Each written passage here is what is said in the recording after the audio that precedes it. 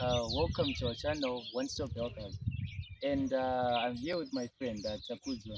So, Chakuzo, what would you like us, with the ongoing cases of disease around the world? And, we've had the COVID pandemic and we've had so many illnesses. But right now, there's, so many cases and with a variety we can choose from. What would you think today would talk about on One Stop Health Hub today?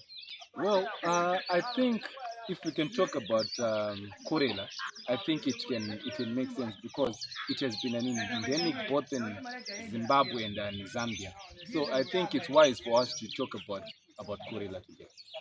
Oh yeah, that is a very very good good choice because it's one thing that's affecting us in right now in Zambia, where we are currently based, and also in Zimbabwe.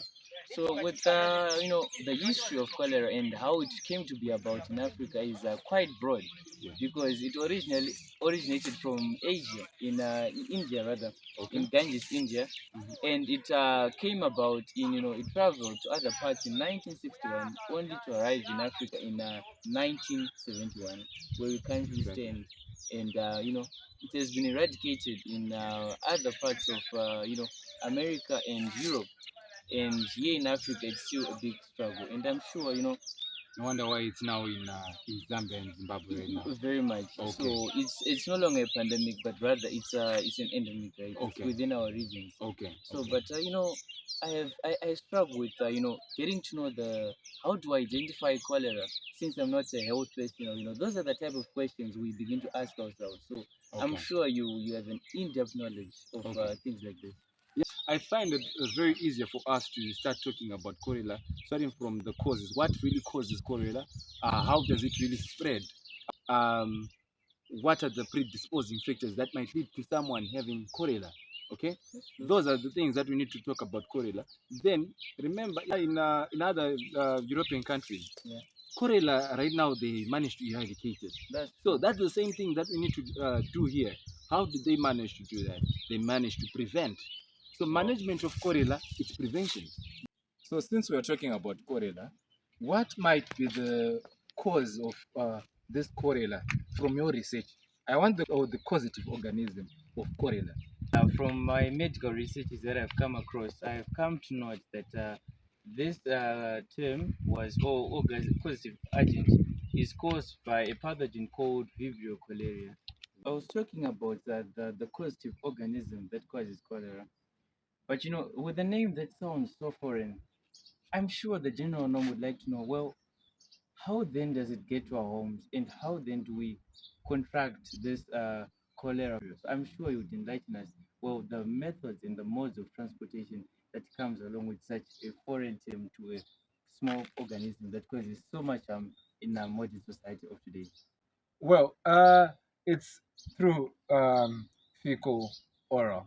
So basically, we get this fibrochloria when we get or when we eat food from uncovered sources or contaminated food.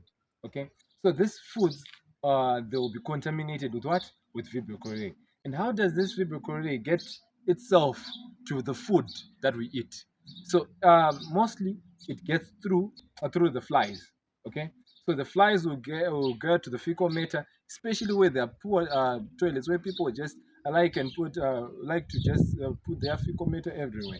Okay, in bushes and stuff. So a fly will just go on the what? On the fecal matter.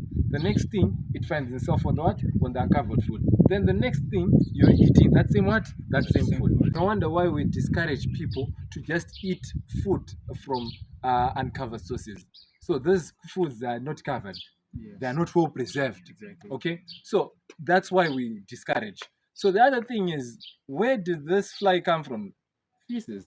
So poor disposable areas. So after talking about all these predisposing factors, how people can get this thing from the feces, from the uncovered sources, poor sanitation, not practicing good hygiene in terms of washing hands, all those things. Yes. How best can these people that are in Zambia and Zimbabwe prevent this cholera from spreading? Have cited what could be the cause, and in areas of Europe and United States of America, they have seemingly eradicated cholera, and that is mainly large due to proper hygiene practices, proper sanitation. They have good sewage treatment, and their water is not contaminated. As you were saying, you talked about feces and them getting into our water sources, and that is a very good point you cited out.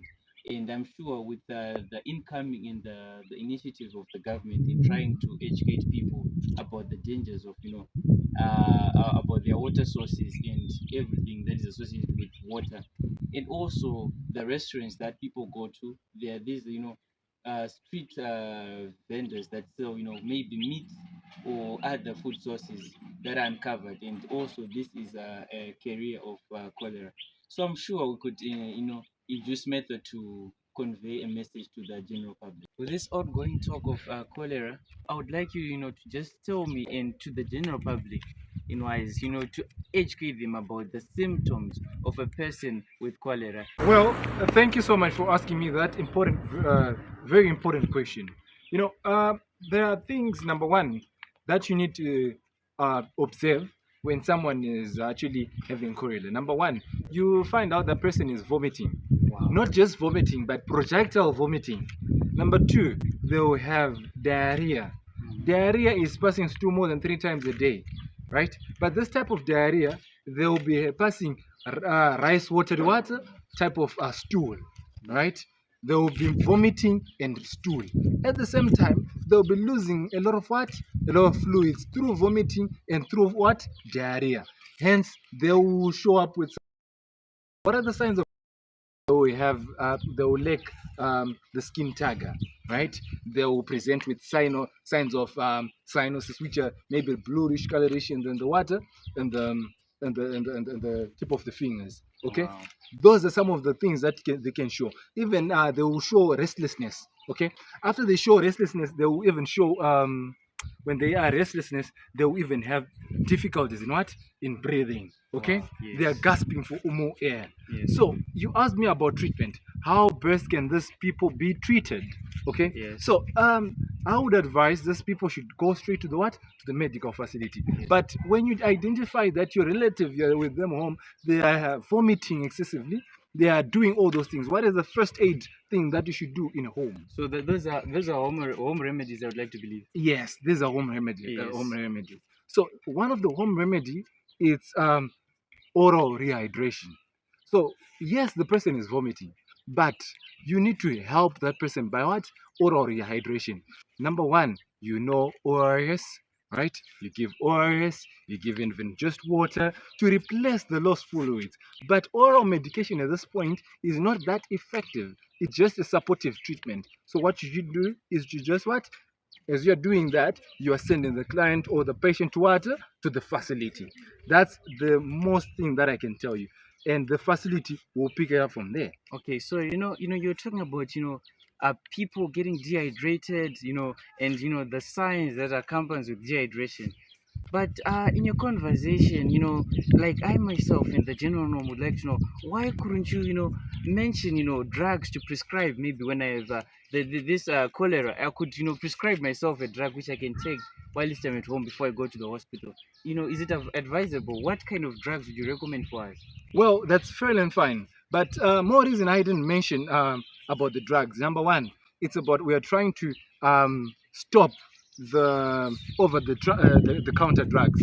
We are discouraging over the counter drugs.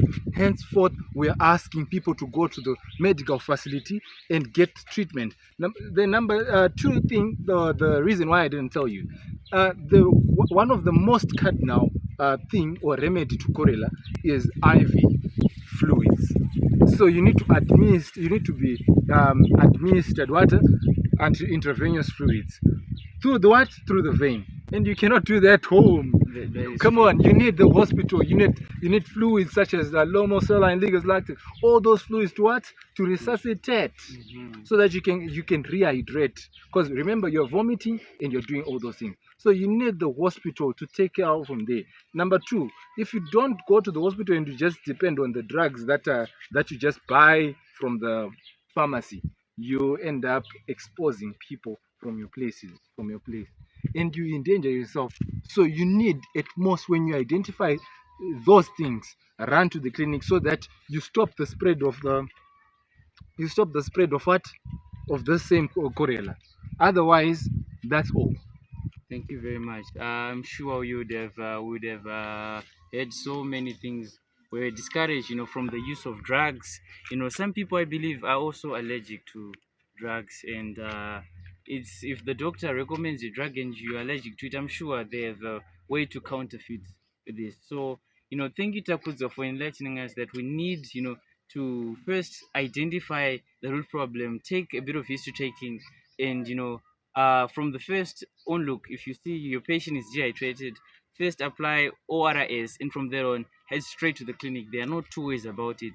Save a life to help a life. We're Save a all life. this in it together. This is One Stop Health Hub, educating you about health and raising awareness.